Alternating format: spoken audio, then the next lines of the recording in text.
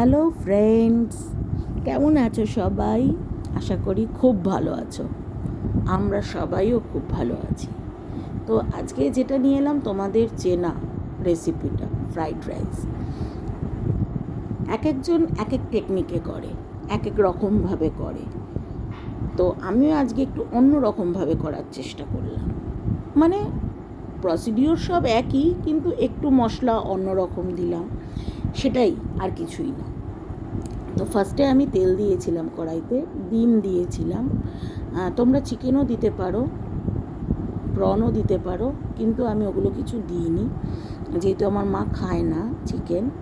তো আমি ডিমটার মধ্যে নুন আর একটু গোলমরিচ দিয়ে ভেজে ওটাকে তুলে নিয়েছিলাম। তারপরে তেল দিয়ে ওর মধ্যে একটু বাটার দিয়ে বিনস, গাজর আর পেঁয়াজ পাতা দিয়ে ভালো করে একটু ভাজা ভাজা করে নিয়ে ওর মধ্যে আমি গোলমরিচের গুঁড়ো, নুন, মিষ্টি স্বাদ মতো দিয়ে ভালো করে মিক্সড করে রাইস করে রেখেছিলাম। সেই রাইসটা কড়াইয়ের মধ্যে দিয়ে সব কিছু একবারে ভালো মতো মিক্সড করে নিয়েছিলাম। আর যখন ভাতটা না হবে না, একটু শক্ত শক্ত না হবে, তাহলে এই ভাপে ভাপে রাইসটা একদম ঠিকঠাক দাঁড়াবে।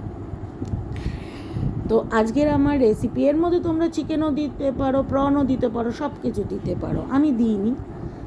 তো তোমার যদি আমাদের এই রেসিপিটা ভালো লাগে, তাহলে লাইক, কমেন্ট, শেয়ার করতে ভুলো না। আর যদি তোমাদের পছন্দের কিছু দেখতে ইচ্ছা করে, তাহলে আমাকে সেটা কোনো রেসিপি, তাহলে সেটাও আমাকে কমেন্ট করে জানিও, আমি চেষ্টা করব করে দেখানোর।